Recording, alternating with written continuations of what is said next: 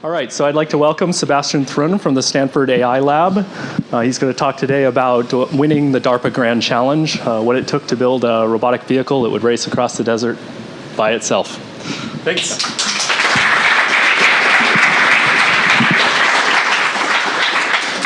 Thanks, Chris, for your short introduction. That's very much appreciated. It's great to be here among friends. I see lots of familiar faces, people I studied in Bonn when I was 15 years younger, PhD students, visitors. It's great. I gave this talk about 18 months ago, and I had, together with Mike Montemerlo, who's like the key person behind all this, and I had really nothing technical to say, so I made a lot of fluff. And I remember the red channel of the projector wasn't working either, which was kind of commenting on my quality of my talk. Today I have a little more technical stuff to talk about because we just did something, so I'm going to share this with you. But before you get into it, this is really the work of a team of people at Stanford University and Volkswagen, Mo Davidoff, and so on. I'm just the spokes-organ who's taking all the credit and some of the money, but I didn't do much work. So let's see, who here has heard about the Grand Challenge before? Okay. It's one person who hasn't. Okay. There's a video. I have a couple of them with me if you want some. That Nova made. It's a really nice summary. I'm going to tell you the story of the Grand Challenge and some of the technology went into it and some of the reasons why we do this in the next, 45 minutes or so. So the US government has had an interest in unmanned ground vehicles for several decades. Reason being that at current battlefield, lots of people die because, for example, roadside bombs and so on.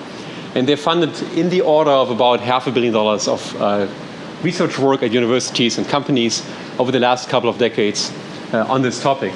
And somewhat cynical if you look at what they got out of it, because you know how defense contractors work, they're the opposite of Google. They got relatively brittle systems that would require often multiple interventions per kilometer driven, and they would often in off-road terrain go as fast as 10 miles per hour, but not faster. So they were not really operational. So DARPA decided to construct a complete new funding model, which is double the speed, no human intervention whatsoever, and no funding. So, and see how far we can get without funding, since the funding approach didn't quite get us there. So they created the DARPA Grand Challenge. Originally in 2004, in March was the first race. Went originally from Los Angeles to Vegas, but then they figured out there's too many kids in Los Angeles, so you can't do racing over here, so they started in Barstow. That's the place where Kill Bill 2, when Uma Thurman gets out of the grave, you know, that's there, okay? And Primm is like the first casino behind the border for people who can't afford the fuel to go to Vegas. So it's really kind of a interesting countryside. And they picked a route right north of I-15, which is a power line sport road, and here's some pictures that they posted before the race. The idea was to build a robot that can go by itself. You'd give it GPS breadcrumbs, about 2,700 of those that define the route, but they define it only very inaccurately. So as you go, you have to basically make lots of steering decisions and velocity decisions. There's no person involved, right? So the machine has to run by itself. So the moment the race starts, you as a designer go back to a tent, have a beer or whatever, and the robot has to do everything by itself. So it's somewhat unprecedented in that in the history of robotic driving, there's never been a vehicle going 142 miles by itself.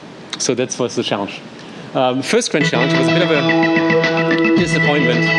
This is a video that DARPA posted. 30 seconds from history. It gives you kind of a feel for what type of people showed up. Ladies and gentlemen, Sandstorm. Was anybody here at the first Grand Challenge physically there? Wow, cool. 2 people, great. So you found a mix of people, top-notch research universities like Carnegie Mellon, who's clearly a big player. Companies, mostly defense companies, who wanted to make sure that their work is being acknowledged. And a good number of people who would just refer to as maybe car nuts, people who had no clue about robotics or building large-scale systems, but figured they have a computer in a car. This is a local team, Digital Auto Drive from Silicon Valley. They did a good job. This is a defense contractor that only practiced in the parking lot when they had a control problem. See, this car flipped right over here. So they DARPA shot of the video. And off we go. It was the biggest competitor, Terramax, out of Iowa, defense contractor, 30,000 pounds. Military vehicle. They had a bit of a backup problem. They backed up more than they went forward. And then the smallest. Anybody here who studied at Cal? Okay, if you're from Cal and you want to leave at some point during the talk, it's fine. Cal had the smallest entry, Anthony Lewandowski.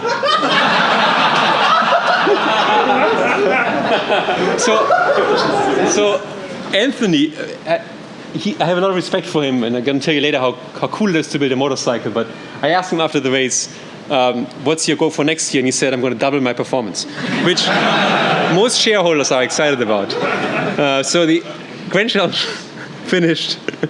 You can tell this is not a serious talk. Finished at mile 7.3, and many of the journalists said it was a complete failure because it was only 5% into the course. But DARPA had put the hardest stuff up front and some very serious mountainous terrain. And Carnegie Mellon, who had the best performing vehicle, went all the way there, basically blindly followed the GPS points, got about a 1.5 meter error in GPS, and drove onto this ridge over here, got high centered, burned up a rubber tire, and that was the end of the race. And it actually was over before most of us woke up that morning. California. So in 2004, we had 106 teams competing. And in 2005, when Stanford decided to join, we had 195 teams, which is a little comparison here, of which Stanford is over there somewhere. It's misspelled with a D. That is something about the average typing skills of certain agencies. So we had about a year, roughly, maybe a little more than a year, to put together a car that could drive itself. And we started thinking, wow, it can't be that hard. I mean, we drive cars all the time. And then as we started getting into it, we realized there were certain difficulties that we had to overcome. So we'll tell you about those. So this is our timeline. And I started at the very beginning, right over here somewhere. So in the very beginning, we had a dedication to build a team. And Mike Montemerlo was my postdoc, was the kind of the internal team leader with a couple of grad students. And did most of the software stuff. But we had no vehicle and no money and nothing. So we had to find a way to finance an internal team on a crazy idea. So the very first thing you do as a college professor is when you don't have money to hire people, you teach a class. And you give the students course credit, right? So they pay tuition to take your class. And you teach your class, you recoup your salary, and give them an A or a B or whatever. So we created a course, DARPA Grand Challenge, which was a project course without a syllabus, without any materials. It's just one thing. Okay, we're going to be 20 students, and by December 1st, we have a car that's going to drive itself 1 mile to the Mojave Desert. Yeah? And students signed up. 40 came for the first class and 20 for the second, kind of the exponential decay. And they stayed on. We then got in touch with Volkswagen to give us a car. So they gave us a Touareg. In fact, they gave us a number of those over the time. So here's one of the students, David Stavens, who was a key player in the car. And very first thing we did is equipping the car with the type instrumentation that you usually use for these kind of projects. Everybody who does autonomous navigation in the air or on the sea equips robots with inertial guidance systems, which are nothing else but a pairing of a GPS receiver that tells you roughly where you are, and an inertial measurement unit that measures accelerations and rotational velocities, so you can make interpolations between different measurements of GPS. Kind of gives you roughly a feel for where you are. And this is actually something we work with various people on. Then we started devising a very simple control mechanism to get to the state where the previous Grand Challenge field had been. And the most basic question is, suppose you're given a route defined by GPS breadcrumbs by DARPA, and you care about controlling the vehicle so it stays on the route, how do you turn your wheels? Right? So it's like a one-dimensional decision every driver makes all the time. A very simple controller that actually we used until race day was designed by a fellow named Gabe Hoffman, which goes as follows. If you're on the reference trajectory, then make your front tires parallel to that reference trajectory. Then you stay on it. But if you get off it, then measure your cross-track error and steer in proportion to that cross-track error. So you can see the wheels being slightly turned in because we have a certain amount of cross-track error. That makes you go back to the course. Okay. If you do that, you get a bit of a drunk squirrel because you start oscillating left and right. And for those of you who have a control background, and you do PID control, differential term for dampening, and integral term for drift, and so on. But essentially, that's the picture. Okay. So we put this together, and we tested this in early November in Arizona on what Volkswagen has a big proving ground there. And this is basically driving blindly after GPS points, kind of the same that most of the competitors in the previous year had achieved. And you can see it's going 25 miles per hour, relatively fast. The steering wheel is relatively calm. Bit of oscillation still. So we're able to trace these points really, really well. So we basically reached the the level of 2004 in this class in about 5 weeks. Stanford students are amazing, as I'm sure you all know. And then we had to worry about collision avoidance, and then things became much more interesting. So we put lasers on the roof. For those of you who don't know how lasers work, here's my little animation. So a laser beam goes into a rotating mirror that gets directed into the environment, onto a planar area. The laser light goes out, it's being reflected by objects, being received by the sensor. We can measure the time of flight and thereby deduce the distance. If you like that animation, it's all stolen from this video over here, okay, without permission. And then you do motion planning. Motion planning could be as simple as the following, which was Mike Montemello's brainchild. Basically, you try to follow a road. You can go straight, but if you go straight, you might hit an obstacle that your laser sees. And then you can, over time, gradually vary the lateral offset to your reference trajectory. For example, you can say, over here, I want to drive a meter more to the left side. And then you can look at these trajectories, roll them out, and evaluate them to the extent of which they violate safety constraints or maybe corridor constraints. You have a corridor in which you have to stay. And if you do this at different speeds, you can look at fast swerves or slow nudges and get a sense as to how to move. And essentially what Stanley did is that. So here's our first test. It's not exactly desert, it's more like a parking garage at Stanford, but that's the best we could afford. So here's a really evil desert obstacle. It'll pop up in the map as little dots. Another one. And still within the class, we actually had a little system that could sense these things and drive around them. And not in a very elegant fashion, but in an effective fashion. So we took that to the desert. Here's my class in Barstow, California, December 1st. And we did our test. And the test was a bit of a disappointment. We managed to get our 1 mile driving. In fact, we drove 8.5 miles, about 1 mile further than Carnegie Mellon had driven, which, of course, we kept talking about to our various friends in the field. But a mile later, just after Carnegie Mellon failed, we failed as well. So we didn't get very far. And the car, because of the many, many different obstacles, got pushed around a lot. This is where Carnegie Mellon failed. So we love to show this video. You know, look, that's exactly where they burned up their rubber tire. We have a lot of respect for Carnegie Mellon, I should say. But we basically failed back there, which we don't show. But the many obstacles in the desert pushed the car around a lot, and it was really hard to go fast. We could only go like 8 miles per hour, and Carnegie had gone much faster than us. Too slow for race speed. But we had something together which was a first end-to-end system within 2 months, and we could now go and critique it and improve it. So the idea was, from that point on, we would only pick modules that wouldn't quite work, like pretty much everything, and then replace them by a better module, so that eventually we had a good driving car. The next thing we did is we actually got together a real team, and these are the people who actually did the work.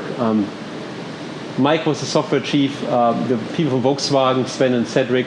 Mo Davido is a local venture capital firm that gave us money. We told them they have no return of investment, they didn't mind. And then we had a computer vision team, and we had a planning optimization team, and so on. These are all Stanford students mostly, and some alumni and so on. And a lot of fun just drawing together about 60 people to do this. And we got sponsors, right? So Android is one of the sponsors. They provide all kinds of stuff like software, vehicles, camera, caffeine, what have you. And we came up with an architecture. This is the most boring slide I have, but it summarizes all of Stanley's architecture. It goes from sensors to perceptual models to do state estimation, to planning and control modules that control the vehicle, and then to an interface. And it's all pipelined in real time through the system in about 300 millisecond delay from left to right. In fact, for those of you who have an AI background and were engraved in the artificial intelligence debate as to what the right cognitive architecture is, Rod Brooks in the 90s came up with this subsumption thing, how to organize robots, and cursed the traditional approach. But we are completely in the traditional corner. So we're entirely back in the 80s in the way we build these systems. But in April, we had the team together. We started improving our software modules, and we had to face our first big hurdle, which was called site visit. DARPA had 195 submissions or entries, and they wanted to find the 40 good ones that they would then further support all the way into the race. So we had to submit a video. This is our video, and again we show the place where Carnegie Mellon failed, just by coincidence. And we weren't the only ones. So Carnegie Mellon had a really strong team. They actually were really smart. They read the rules and realized you can actually submit 2 vehicles, not just one. You could double your chances. So they actually built a second car, which we didn't. Racer, but the similarities based on a Hummer, which was thought to be a really sturdy off-road vehicle, and submitted their entries, and they passed with flying colors. And just to give you kind of a feel for what type companies and what type individuals participate, I have 2 more videos I want to show you. The first one, these were like more car nuts, kind of.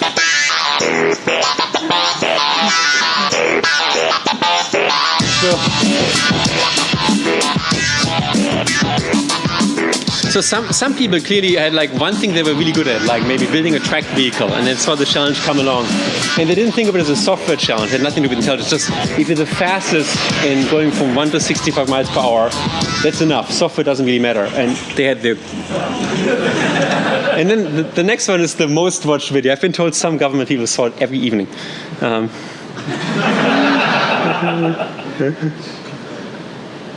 just going to play the beginning. It's on the web. And they did actually quite well in the race. The DARPA site visit video for Axion Racing's entry into the 2005 DARPA Grand Challenge. We want to thank the United States government, DARPA, its director, Dr. Tony Teller. Hi, Tony!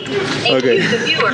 So you can tell, these actually, they were the only team that brought an inflatable palm tree to the race. It was really cool. We weren't quite as humorous, I guess. We were just engineers. What? Whose team was that? It's called Team Axion. It's coming out of, I think, Louisiana or something. If you go on Team Axion, you can buy calendars with these girls. These girls were in Fear Factor before they... They're twins. So this is the first time we had the car without a driver inside. This was the site visit. DARPA had given us a very short course, 200 meters, and placed an evil desert obstacle, also known as trash bin, and the car had to drive around it. And it never was really elegant in doing it. It was very short-sighted, but it was very effective. I'll tell you later on why this is the case. In fact, if you look from it from the overhead, this is a map that the vehicle builds, which I'll tell you more about in a second. White means drivable, black is unknown, red are the little traffic cones over here. And you can see the car kind of projecting in steering direction. And over here, you're going to see the evil trash bin coming up.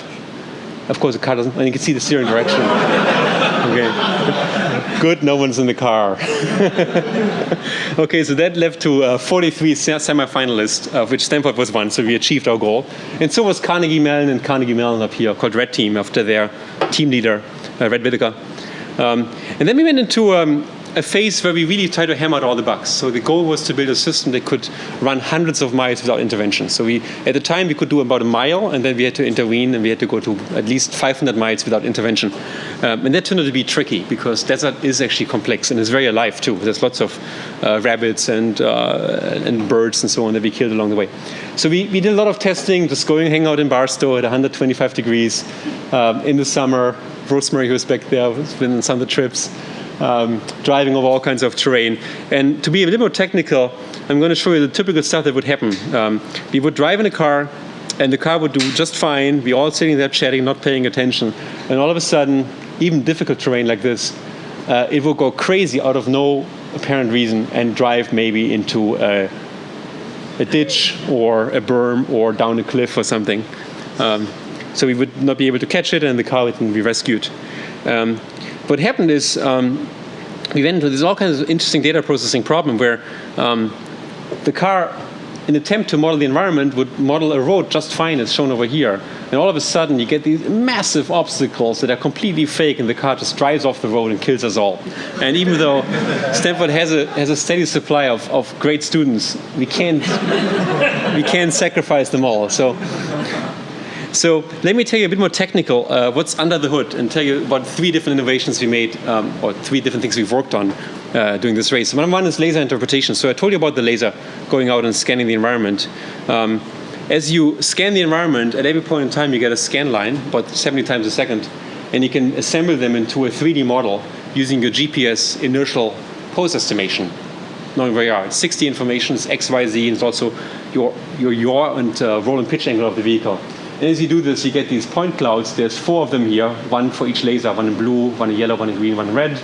And now you have to interpret the data and ask where's the road. Like there's a big mountain over here, there's a big ditch over here, and so on.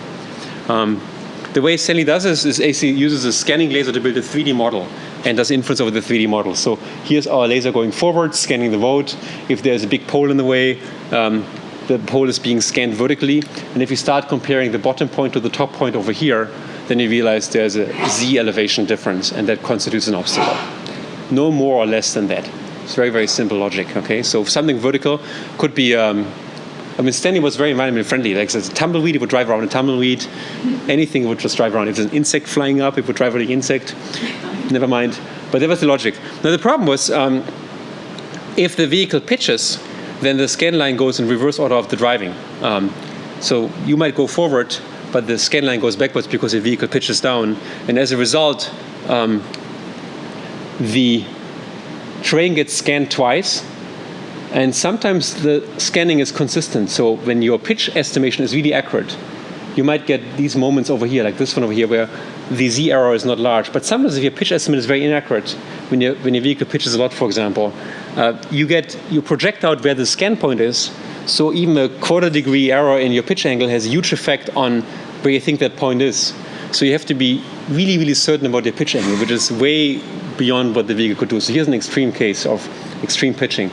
And this is the resulting trace of one of the lasers on the ground. And you can see this is a flat terrain, but if you compare this point to this point, just because of your pitch angle error, you think there's an obstacle.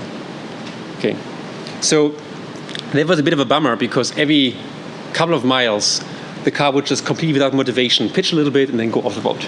And then pitch a little bit. And so we were really good at making a video that looked great, but we couldn't really drive, at least not the Grand Challenge. So this is where first probabilities came in, which, of course, you know more about probabilities than me. But the classical way to look into data is just taking rock solid and say they're all correct, right?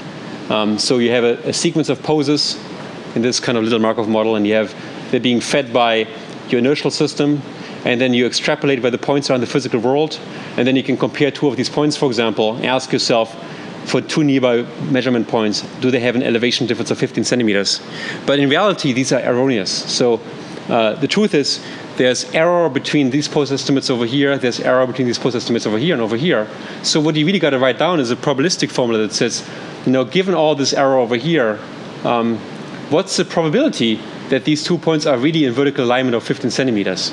And then you only accept your obstacle if that probability exceeds a certain threshold. So if you're really confident, let's say 95% confident that there's an obstacle. Now the problem with that was that now we had this really complex probabilistic model that we had to kind of feed and populate.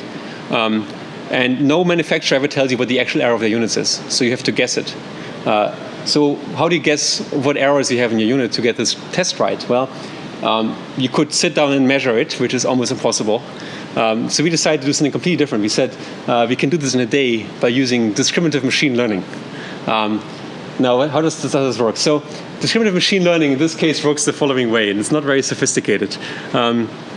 If your error model is correct, then it's going to label flat terrain as flat and non-flat terrain as non-flat. Okay.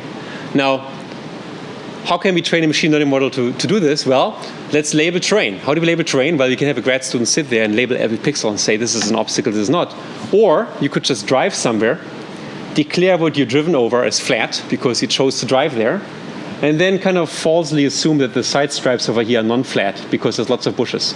It's not quite correct, but good enough. And then you can tune your parameters inside the model so that they minimize the number of pixels here that are labeled drivable and maximize the number of pixels over here labeled as non-drivable. And this is just a discriminative machine learning algorithm where you search in the space of your Markov chain parameters, blah, blah, blah, blah, blah, to find the optimal error model. So you learn the Markov chain using discriminative learning. And the results were actually quite amazing. So it might look insignificant for you, but for me it was a big day. You can see over here fake obstacles. This is side by side, before and after. And over here, no fake obstacles. But with this error model in place, with a probabilistic test for occupancy, and our machine learning routine of a couple of minutes of training, we were able to basically eliminate all false positives. There's one over here, it's missing over there, without affecting the correct positive rate. In some data sets, we went down from like 12.6% false positives all the way to like 1 in 50,000. So all of a sudden, we could actually sense terrain. And it was surprising. I mean, I published books on probabilistic robotics, and I've forgotten all about this when I built this car. And then we realized, wow, probability is actually your friend. So they kind of come in again. The next thing came up because the lasers don't look very far. They only look like 20 meters distance, and we wanted to drive really fast.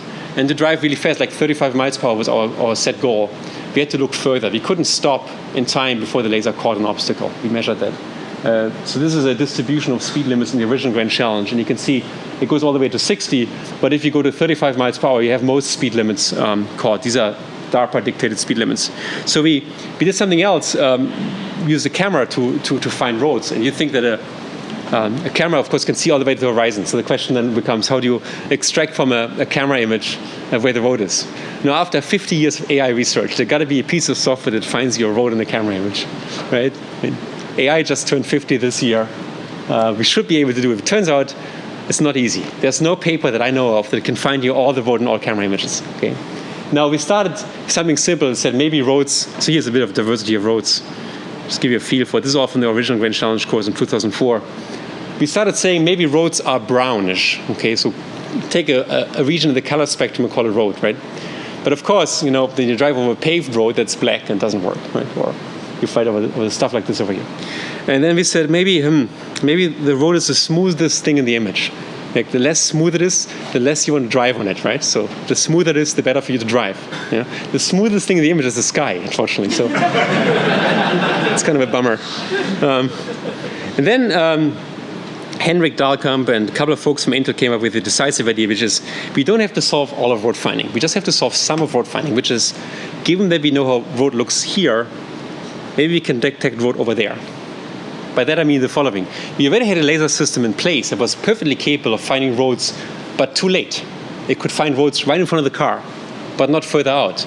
But you could extract from this a little video here, from the laser system, we might be able to extract samples of how the road looks right now. This is a laser system. It doesn't look very far. You could extract a region that's drivable and use all these pixels over here as training examples for a mixture of Gaussian, and then apply that mixture of Gaussian to the entire image in the hopes of finding the road all the way to the horizon. And that's the typical result here of a mixture of Gaussian, where red means drivable and I guess blue means unknown. And all of a sudden, we could bootstrap our perceptual range from the short laser range using this little machine learning trick all the way to the horizon. And that was a big day too, because all of a sudden we could drive faster and we could see stuff in a longer distance. It's not perfect. Like if the road changes its color, then for a moment you'd think, wow, there's something else. But then you just slow down so the laser can catch the obstacle, and that's fine. So here's a typical example. It's one of the early versions. And this just shows, as you take the straight road over here and do the trick, the laser goes about 20 meters out. This car is driving down. The dark red stuff is laser. But the vision goes all the way to 60 meters out. So all of a sudden we could see much, much further and could detect obstacles much earlier.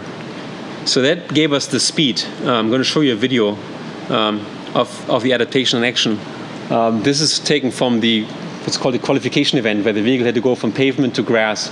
And you can see as it goes into the grass the first time, it doesn't quite know what it is, so it says not drivable. But as soon as it gets onto the grass, the laser catches the region of the grass. The vehicle adapts to it and is able to then find grass very reliable. So here's another transition that's going on. These are, of course, obstacles. They're flagged correctly. Here's another one. This is a difficult section with hay bales. You can see the adaptation going on, and so on. And it was able to drive quite reliably. So some of the results that we got with the adaptive vision was really amazing. I teach computer vision at Stanford, and I tell the students vision doesn't work because it's really hard to make work. But this really adapted all the time for lighting conditions and road colors. So if the sun was down on the horizon, it would just have a different model and so on. And it worked actually quite amazingly well. The last thing that we did is, after we were able to do 35 miles per hour, and this is very short, the problem we ran into is the vehicle was too fast. It was way too fast. So if you go into 280 and drive 30 miles per hour, that feels slow. But if you go into a very treacherous mountain pass with a big cliff on one side and a mountain on the other side, going that speed makes you feel you're crazy. So we had to find a way to make the vehicle go slower. Specifically what happened is, if we go into rough terrain, like big ruts or so, like washouts from the rain, and it would just go exactly the same speed, just like a robot, as it done in nice and benign terrain. So we had to find a way to make it slow down. And to cut a long story short, we worked on adaptive mechanisms for speed control. Before I show you those, let me one last time highlight what our competitors did at this wonderful place in Pittsburgh where I used to work for 8 years. They actually recognized this problem and had a team of 12 editors plus one management station. Of like 24 people in a trailer that would go through every inch of terrain and label it and tell it exactly what speed it should go based on aerial image they collected. And they had a vehicle in the desert for months on end to get lots of ground data. And they succeeded in labeling it, but we didn't have the manpower to do this, and we didn't feel that we wanted to really hand label all of this. So what we did is we used, again, machine learning, being excited now about machine learning, where we showed Stanley how fast to drive by just driving a stretch in the mountains, okay? And that was me driving, so the car got like a distinct German style of driving in the end. And then build a controller. This is the same figure, it's hard to see. The yellow stuff is human driving, the pink stuff is robot driving. Build a controller that kind of copied that. And the parameters of controllers was it was monitoring the amount of shock that the vehicle got, the steepness of terrain, and the narrowness. And it would then slow itself down to meet certain guideline parameters. And after it, say, received the shock, it would then slowly forget and get faster and faster again until it got a new shock. Oh, and it got faster again, new shock, faster again, a new shock, and so on. It wasn't quite human driving. I mean, typically humans slow down before a rut. This would kind of slow down after the rut, but still, like, ruts come in groups and so on, whatever. So with that, we had a system together in September where we did thousands or hundreds of miles of testing. In fact, there was a constant balance between spending more time in Arizona testing and making sure we don't get a divorce at home. And our wives still recognized us when we came back home. Or we would fly them in, and they would hang out with us in Arizona. And the car was actually quite competent. It was not elegant, so the steering was usually a little bit later than people would do it. But we could drive hundreds of miles without any problem whatsoever. We did a 200-mile run in one day. And we could average speeds about 22 miles per hour, roughly. Which in a desert, trust me, is a lot. So if you put yourself in the car, 22 miles is a lot. In fact, as Mike always observed, it's illegal to drive drunk, but it's completely legal to program your car when you're drunk and then be driven by it. So this is a couple of fun videos. Carnegie Mellon was a very serious competitor, and by all means, they have won just the same way we won it at Stanford, and I'll comment on this later on. But they did fantastic work. They didn't have a desert, but they have a lot of industrial wasteland in Pittsburgh, so they practiced there. Berkeley, my friends from Berkeley, practiced their motorcycle. They had a new one. And they didn't quite get the...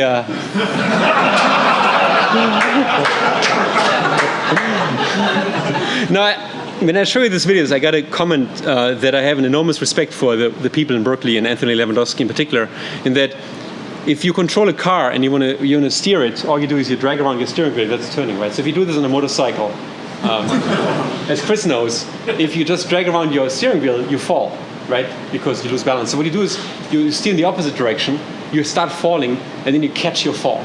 That's the way you turn a motorcycle. So working this out on the control side was actually quite an achievement. But they had these are all videos on the web, you can download them. They had a lot of fun doing this, and they weren't the only ones practicing this maneuver. Carnegie practiced the same maneuver just before the race. And we had also our problems. So we had a day when we came into the Mojave Desert after a major rainfall, and the road was basically turned into a lake. And just by driving over that water, it would splash up and you couldn't see anything. And the only thing you could see something were the lasers on the roof that were making all the decisions. So we're sitting inside there, realizing if there's a mistake in the software right now, you won't even be able to see it before we die. And this was maybe the only moment where you could at least say that, that the robot was better than human driving, just for this very short moment. And clearly the humans were insane to accept that. Well, come race time, and just to finish up here, the race itself took place in Fontana Speedway, and then in Primm in Nevada. Fontana was an event to basically select the final 20 last finalists.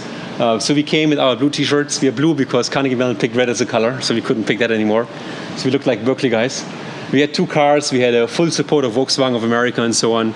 DARPA had made up a course that was about 2.2 miles long on the speedway. There are all kinds of challenges that I'll show you in a sec here that kind of resembled the challenges you'd find in the desert. It wasn't really desert racing, but you could claim if a car wouldn't be able to make that course, then it wouldn't be able to succeed in the Grand Challenge. So they had a narrow gate that resembled one of the gates on the course, very narrow, which already half the teams couldn't negotiate that first gate, turned out. And then they had an abandoned car over here. There could be another robot just sitting there while you're passing it, maybe a disabled robot. and so on. They had a big open high-speed section where you could go as fast as you wanted, up to 50 miles per hour. So Stanley is going about 38 here. That's the place where Carnegie was consistently faster than us. We were somewhat more conservative on the speed side. And then the most difficult obstacle was actually a tunnel that they put up that emulated an underpass under I-15. Turns out we crossed I-15, but they couldn't go over a real highway, and they couldn't shut down the highway. So they made us go through these really narrow underpasses. The problem with the underpasses is you lose GPS coverage, so you lose track of where you are. You have to locally navigate. So that can kill you because you lose no sense where you are.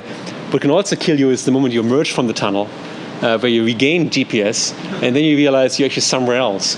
And if you don't very carefully integrate your data, your map will look very, very funny afterwards. So this was the underpass. This is an emulation of a power pole. They wanted to test if you can go around a power pole because on the race course was the power support for half of Los Angeles. And Tether had this fear that we might just knock out one of those and Los Angeles would be dark and DARPA would be famous for that. And so on. So we had to test that. And of course it went fine. Just to give you a feel for how difficult it was, this is just some random video from the web that Nova recorded. This is the local team dad, which did actually very fine in the race. But in the beginning, they had some difficulties with the hay bales, and they dug their own nest. Was pretty much it. They had a fantastic laser scanner on the roof that we're using now. Here's our motorcycle again, and be prepared for some amazing video. They got the control worked out, but not the perception, turns out. This was one of the most amazing moments. I did Raised from the Dead. Ghost Rider bravely forged on. This is these guys here. Now, some people had an interesting solution to the GPS problem. Like these guys, when they went out of GPS, went into full throttle. So in the tunnel, they accelerated to 60 miles per hour. And they almost, we had to get an ambulance for the Carnegie Mellon person sitting there. This is one of the very few videos that I have that Carnegie Mellon does something foolish, going over hay bales. We had an argument on this, not us, but Carnegie Mellon did. The sensors are miscalibrated. They fixed this afterwards. The robot went just fine. But in the beginning, you had this problem. And the judges said, you're going to lose points for this. And Red said, no, a hammer can take hay bales. Don't see the problem. And then there were lots and lots of different teams that just didn't make the first gate. Or they made the first gate but didn't make the second, run into a car, like these guys. And you might laugh, but it just shows how hard it is to actually build systems that do this. This is a moment where we had 2 unmanned vehicles on the course, and so on, stuck in the underpass, rearranging the hay bales, what have you. This is an interesting team. So they had about 20 laser scanners up there, a university team that couldn't quite decide how to organize the software. So every student got one laser and one laptop in the trunk. And in the end, they all plugged the laptops together and they took a majority vote over the drive. The race itself, actually, getting a little more serious here, unfolded on October 8th, and that was a big day for us. So here's Mike, our chief software guy, a mechanic from Germany, and one of the chief Volkswagen people. We got the race course on a CD. Yeah, we had some cow problems too. We got the race course at 4 in the morning, and we had exactly 2 hours to process it. So Carnegie Mellon would go into the trailer and do their hand labeling and added thousands of waypoints. We just basically smooth the course using a least square smoother, and then look at the data once, just define, well, it looks fine, plug it into the robot, and then talk to journalists, get some coffee, and so on. And then at 6:30, when the sun started rising, the race began. We were seated second after Carnegie Mellon. Carnegie Mellon had beaten us on speed in the pre-runs. And Carnegie Mellon was also third. They had 2 cars in the race. And this is the video of the race, or parts of it, from this Nova movie here. And that's really a video that still, to the present day, provokes some emotions for me, because after working a whole year on this car and spending so much time inside the car, this was the first time the car went by itself. You see it sitting there, empty, in the morning. You trained it everything you know about driving, at least so you think, and now it has to stand its own man, or its own car. Makes a little mistake in the beginning, a little nudge that was wrong, but then confidently goes off by itself, and within like 30 seconds, you lose sight of your car, and it just disappears. It's kind of a bizarre feeling. You guys are all young people. When I give this talk to older folks, I often compare it to raising a college kid. Like raising a child, make it really perfect, and someday it's going to go into college, it's a different city, and you have to trust it to make the right decision and come back without dents and scratches or whatever. or not pregnant, whatever can happen in college. So it's kind of the same thing. You try to optimize this car and really anticipate every contingency. And now it's on its own, right? So, and it made a couple of stupid mistakes in the race, but it survived. So this is all footage that we didn't get, but a helicopter collected from Nova, which made a documentary. So you can see Stanley driving by itself without a person inside, lots of advertisement, of course. We were actually quite lucky. There were about 3 teams that very quickly took off, Carnegie, Mellon, and us, at about the same speed. In fact, we were slightly slower than Carnegie Mellon's fast vehicle. We just saw this one over here, which was the website. And somewhere over here, Carnegie developed an engine problem with their fast vehicle, and it slid down backwards a hill and never became really fast again. And that allowed us to pass it later on. This is Caltech. Caltech failed at a very sensational moment. Little GPS glitch. Team Dad had gotten stuck behind a rock the year before and not enough throttle. So this time they were determined to give as much throttle as they possibly could when they were stuck. So they did. Team Ensko is another one. They actually had a laptop come loose and lost all of perception in mile 10, but went all the way to mile 90. So this is the case when Carnegie Mellon got stuck and Stanley just right behind it, closing the gap of originally 5 minutes difference in the starting time. So Stanley is kind of informally taking the lead here. And it was a complete act of randomness that Stanley actually won. It was really a failure of Carnegie Mellon's engine that made us win, and no more, no less than that. So we were for a while chasing Carnegie Mellon, and at mile 103, a really important moment for us, the organizers paused Carnegie Mellon and let us pass it. The way it worked is when you're being paused, it wouldn't count against, time wouldn't count against you. You save the time. But that way, a passing vehicle would just pass a static obstacle, not a dynamic obstacle. So this video from our car looking at that, which we got later. And we were just in the tent sitting there, and all of a sudden a voice came, ladies and gentlemen, Stanley has just passed Highlander. And you can imagine like what effect this had on us and on other people. The last obstacle was this treacherous mountain pass over here, which only 5 vehicles reached.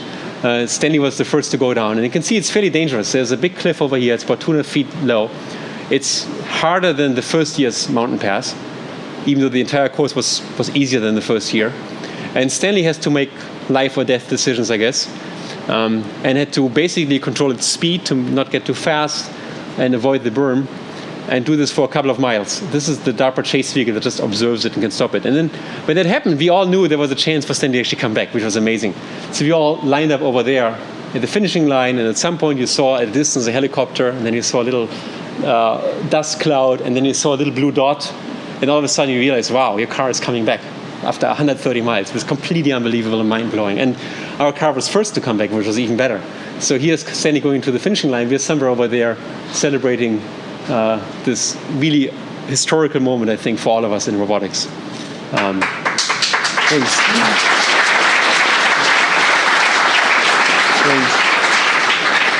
I'm going to comment on a little bit later on what it really means for me to have been involved. But this is just a little video that shows our adaptive vision in action.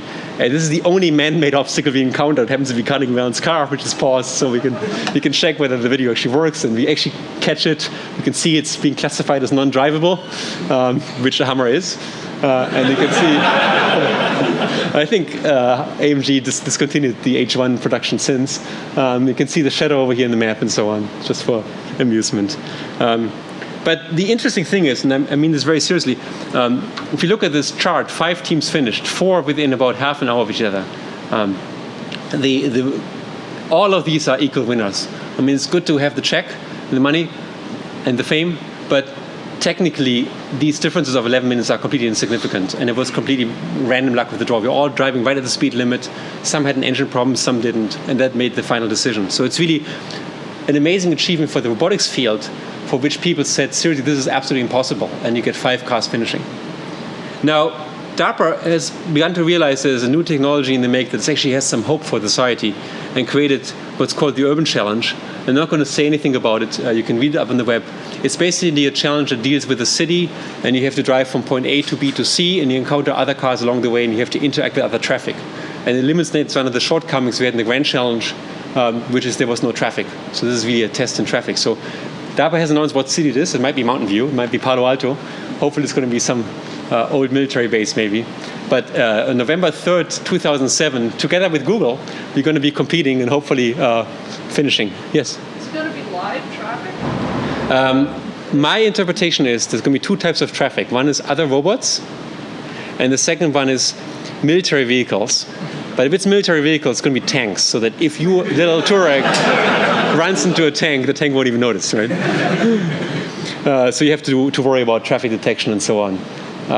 Let me spend the last 2 slides on the big picture, why we actually do this. I mean, it's fun to get engaged in a competition, but there's a much broader picture behind all of this.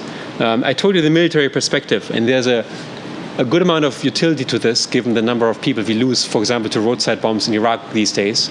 But what drives me more than that even, so is the societal perspective and what we can do to humankind with self-driving cars. And people sometimes don't quite realize this.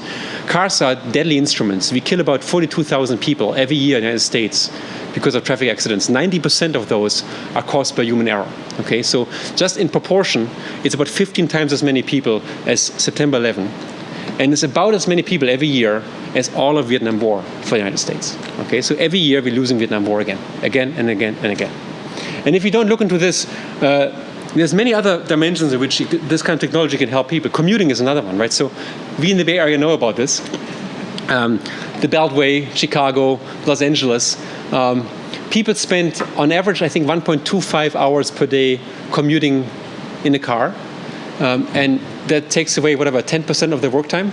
So if you could free that time, or people could still sleep, they could work, they could do email. I guess we do email anyhow I'm driving, but they could do more productive things. They could actually make people significantly more productive, which I think would be a great effect on society. And there's many more dimensions in which you can turn this and spin this. I talked about saving lives and saving money, making people more productive. Here's the last one I want to really talk about. I guess that's obvious, aging population. People who can't drive right now, drunk people, old people, people with disabilities, blind people, children, and so on could possibly drive. This is an interesting one, highway throughput. If you look at the nation's highway systems, it's many places beyond capacity, like specifically in the Bay Area, in Los Angeles and so on. There's almost no new construction of highway infrastructure because people live there. You can't take their property away. So almost all the money goes into mass transit that is being invested, yet less than 1% of us use mass transit as a way to get to work. So if you take a picture of a busy highway at peak capacity when it performs the best, which is when people go about 45 to 55 miles per hour, and in the picture you count the number of pixels that are taken by a car versus those that are still free, only about 8 to 10% is actually taken by cars, and 90% is still free. Why? Because we're lousy drivers. We can't really control our vehicle very well. There's space in front of us and on the sides, right? So what if you could increase this to, say, 16% by a self-guided car? You've doubled the capacity of the US highway system. You did something that otherwise would require trillions of dollars investments to reach, and for which we have no current plan. There's almost no new construction in this country, and there's a steady increase of 3% per year of highway use, which means 20 years from now it's going to be even more disastrous than it is today. So that's certainly a vision that I think this technology embraces that we should all care about. These are the type of things that we really pursue as motivating factors. At Stanford, we are now completely deeply engraved in winning the next grand challenge. It's going to be hard to do. It's harder than the previous one. It's going to be driving in traffic. If you see a funny Touareg coming through Mountain View that acts like a drunk squirrel, stay away. That's us. And visit us on November 3rd when we hopefully do a good job in the next grand challenge. Thank you.